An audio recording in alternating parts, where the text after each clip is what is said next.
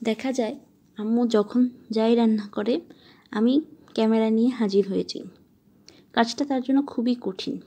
একদিকে রান্না করো, একদিকে ঘরের টুকটাক কাজ দেখো। যবে থেকে সে সংসার শুরু করেছে তার এই ডিউটি চলতেই আছে। হয়তো আপনারা ভিডিওতে মাঝে মাঝে দেখবেন যে আশপাশটা গুছানো থাকে না, কোথাও ঢাকনা, কোথাও মগ, কোথাও বালতি। কিন্তু এসব নিয়ে আমার কোনো আক্ষেপ নেই বা এটা নিয়ে আমি যে খুবই ফ্রাস্ট্রেটেড বোধ করি তাও না।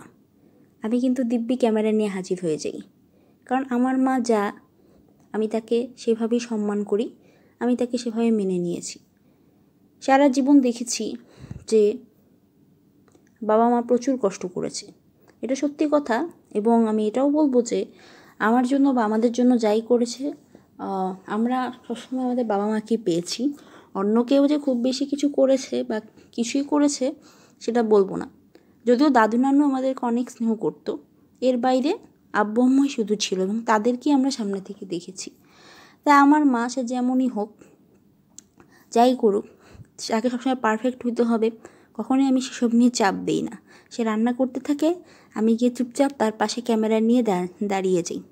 সে হয়তো বা একটা লাইট জ্বালিয়ে রান্না করে, আমি ক্যামেরা নিয়ে গেলে লাইটিং ঠিক করার জন্য হয়তো 2টা লাইট জ্বালিয়ে দিই।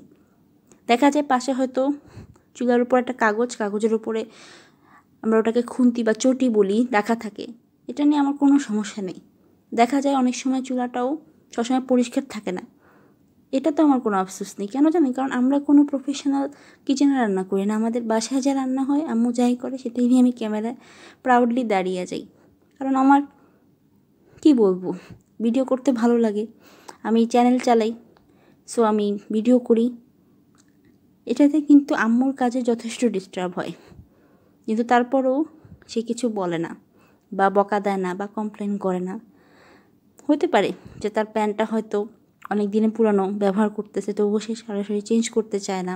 কারণ আম্মুদের যেটা স্বভাব দেখা যায় যে তারা একই জিনিস বারবার ব্যবহার করবে, তারপর নতুন জিনিস ঘরে ফালায় রাখে। আমার মাও সেম, আর সব 5টা বাঙালি মায়ের মতোই। বাট সে যেমন, she is totally fine with us, she is very good, she is dedicated what she is doing. এইসব নিয়ে আমার কোনো আক্ষেপ নেই।